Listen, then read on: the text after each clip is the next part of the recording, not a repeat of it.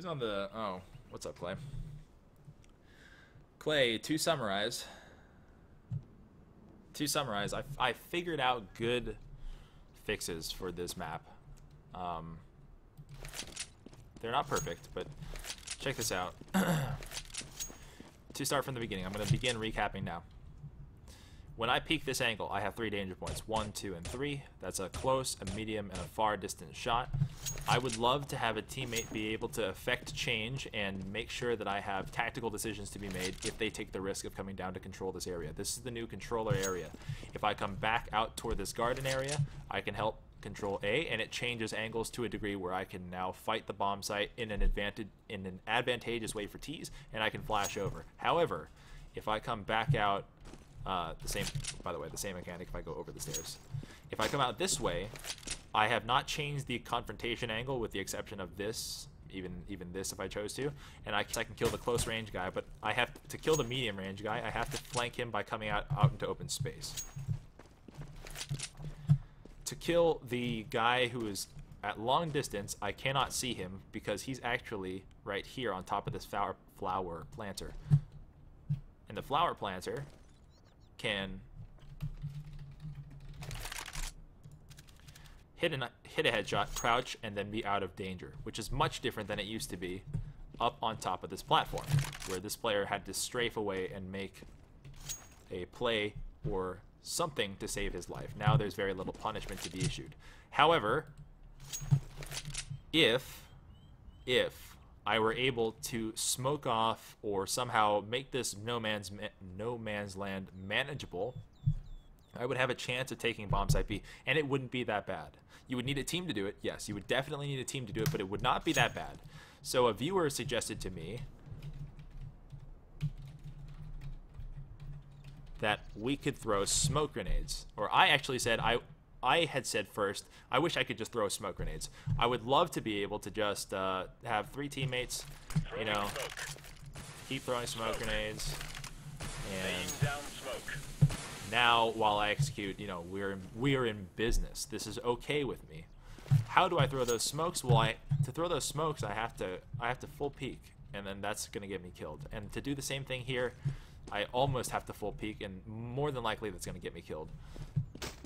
So I began thinking, and then a viewer said to me, this is the part where the viewer came in, you can throw them from T-spawn, like so. And though I don't know where that one's going, the point is that the skybox is open, and that's okay. Oh my god, that's a pretty good smoke. That's a great fucking smoke. But then I said, then this support player has to be back here, and this is not fun for player space. The choices that you can make here to be dynamic and make big plays and make meaningful plays is much, much more truncated. You cannot make the decisions. You simply have committed to this one, and then you have to run for God knows how long, like 10 seconds, to rejoin your teammates. That's not fun, that's not dynamic, and that's not very competitive. I guess it is in some way competitive, but less competitive. So I began to think to myself, how can we shorten the distance so that we can throw the smokes and then engage in action and then have dynamic gameplay? Well, the dynamic gameplay, as we already described, has to do with decision making. If I can't help my teammate without coming out of the door and flanking, and this guy can't peek without getting opt, then we need smokes. And if we're smoking from that far back, that's not fun. So then what if we could just throw them from in here? I thought about opening the roof, and then I saw, oh wait, there are windows. So what if and you see how this thing is already open, so it's easy to do this.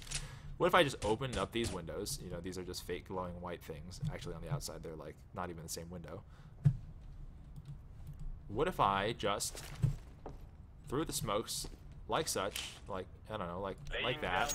They went outside, flew down here somewhere, landed where I wanted them to, and then they became smoke locations. That support player would no longer be irrelevant, and they could come help. On top of that, I'm thinking that too much information is given when there's only one location to throw smokes from. On top of that, I thought to myself, if you commit yourself to getting out of this drop window into this room and you've taken the risk and you win, you should be rewarded for more than just this. I think you could open up this ceiling here and then also have this as another smoke opportunity or flash opportunity where you have something to help your teammate with. So you can throw a flashbang now to this direction, but you could also throw one over the top here and flash this guy, or you could throw a smoke out of this direction, and you know, I don't even know. Maybe you could even get it to land back here somehow. I found that after adding these two proposed changes in my mind, and we haven't played this, obviously, there are no pros that played this map. In my mind, we fixed a lot of the initial problems. That and bring back our double stack right here, because this turret's stupid. I want to be able to flash over and make a cool play, but now this turret stops me. Not bad. Not bad.